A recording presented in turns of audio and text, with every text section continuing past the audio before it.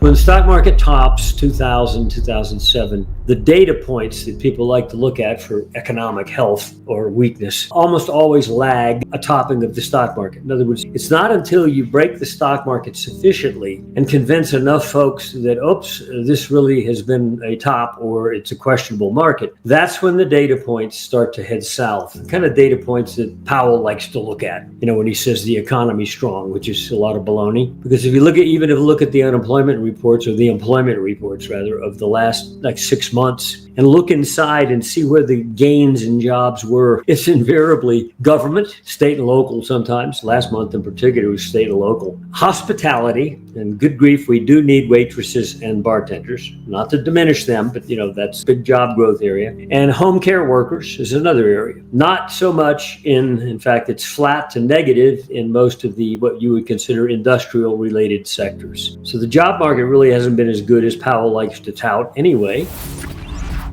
And once he gets smacked in the face with some data points, a couple more reports like today on the job market, then suddenly these 3 or 4 voices on the Fed, and he's going to look like he's in an awkward political position, because at that point he's got enough Fed members telling him, shift, do what Trump says because we agree with it, and in which case he's going to look political if he doesn't start cutting rates. Because if the data points head south, then he's got no excuse not to cut rates. Anyway, so I consider all that stuff really a lagged indicator. In other words, what the economy does will occur, but it'll occur after the market has already smacked you in the face. And I'm not so sure how deep, not just market, but economically speaking, this downturn in the U.S. stock market bubble will be in terms of everyday life. Recession can be thrown out there, but I'm not so sure that it couldn't be worse, because again, we have the biggest bubble in U.S. history, and if it expunges the errors it's made over 10, 15 years of false printing of money, artificially low money rates, then good grief, who knows what the consequences will be. They could be here, there, and everywhere. And by the way, the bubble here is not really reflected in a lot of other markets, particularly emerging markets. China, they're not bubbles. They're in positive mode as far as our assessment is concerned. Now, they could switch and roll over with the U.S. market, but they're not bubbles, so they don't have the vulnerability that we do. We're pretty unique in that regard.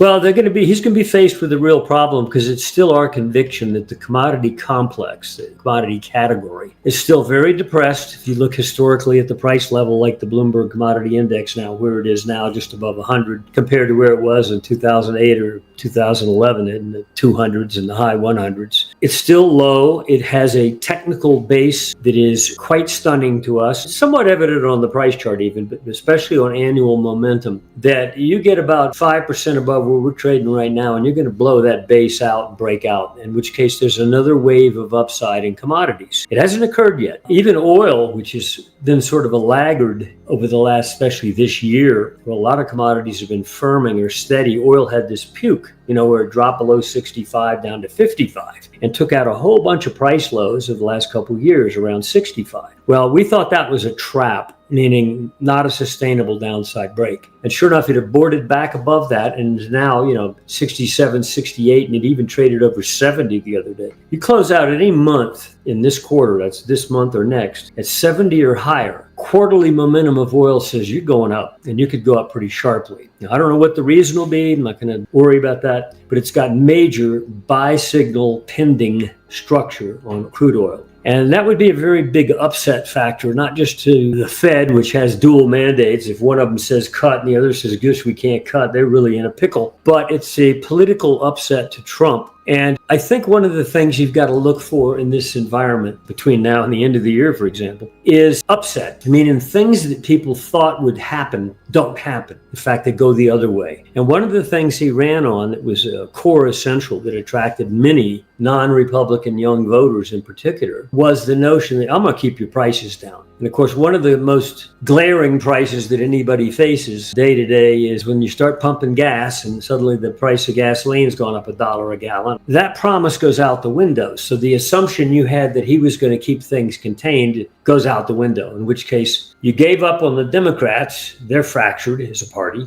And suddenly the Republican Party which is getting more and more fractured, by the way. Anyway, the old conservatives in the party have long since abandoned Trump. And if Trump suddenly looks like he's failed, especially in regard to keeping cost of living down, then that's an upset factor. And so when people are upset, Their wife got laid off, you got laid off, your credit card's at the limit, you're past due, you can't pay your taxes this year, so you figure out I'm just not going to file, or I'm going to ask for an extension. All these things come together and creates emotion. And I think that is on the cusp right now, especially if the stock market does what we think, which is to say, ooze back below that old high and upset the notion that, oh, we were going up forever. Now we're not. Okay. So in other words, emotion could come into play, I think, in the next 6 months.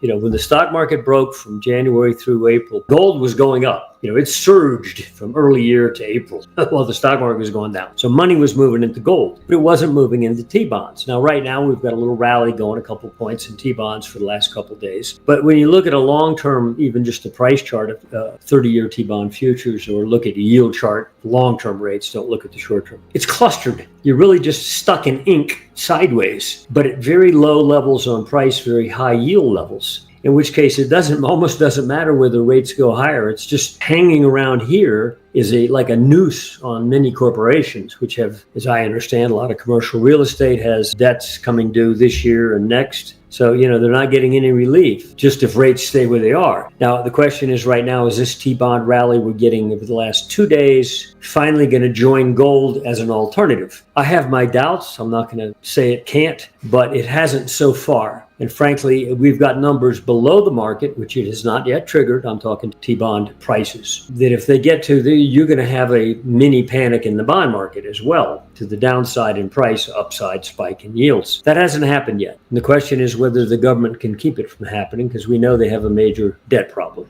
I don't, like Jamie Dimon has said, I don't think this time they're going to avoid it. So anyway, we'll see. But as far as an asset to buy, to protect yourself against a losing stock market, so far it has not done what it normally does. Obviously, if the economy weakens, then tax revenue is going to slop down as well. And we think a lot of changes could occur that are not just market or economic data points. If we go into the upset that I described, because certain factors engage now, let's say a downside stock market, therefore the data points head south, people's pain, personal pain gets even worse than it is now. Again, a lot of families are up to their head in debt and credit limits. That certain institutions and notions that have prevailed for 100 years might go out the window. Wouldn't shock me there's no Federal Reserve in several years, simply because, hey, it hasn't worked, guys.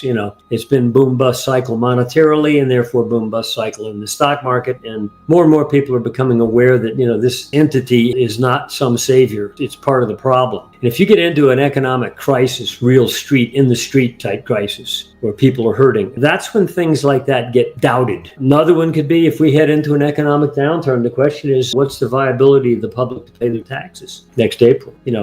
People are hurting. It's hard to write that check, if you don't have the income, and therefore you're either going to be late, you don't file, or you're going to ask for an extension, or, in other words, suddenly government revenue from taxes could go whoop down. And it wouldn't shock me if they get severe enough, they abandon the income tax totally. Why? Because it's not viable as a source of income. And they turn to something else, like a national sales tax, for example. But all kinds of these variables are out there. I'm not predicting which will occur, but I bet some of them occur. And it's 52 card pickup time coming. Watch that stock market. I think gold already knows what's going to happen. Namely, you're going to have a crisis. And it's going to be basically the key alternative, it and its fellow travelers, silver and the miners.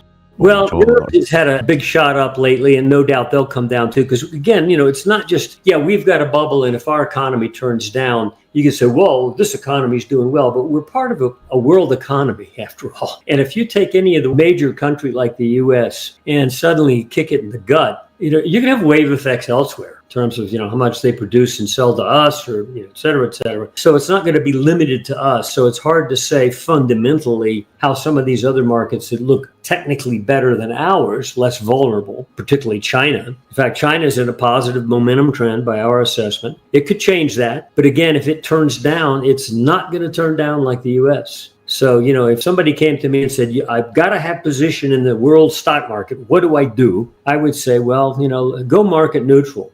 be short the US and be long emerging markets, which, EEM, the ETF, very popular ETF, it contains, I think, about 30% China stocks. Also Taiwan, South Korea, and a lot of other emerging markets around the world, and to a lesser extent, India, for example. But I think, owning that and being short the S&P, I bet you make money on the spread. Meaning, even if the emerging markets go down, they're not going down like the S&P, in which case you make money on the difference. So that would be a sort of a protective way to put your helmet on for the next year or so. That's my thought on that issue.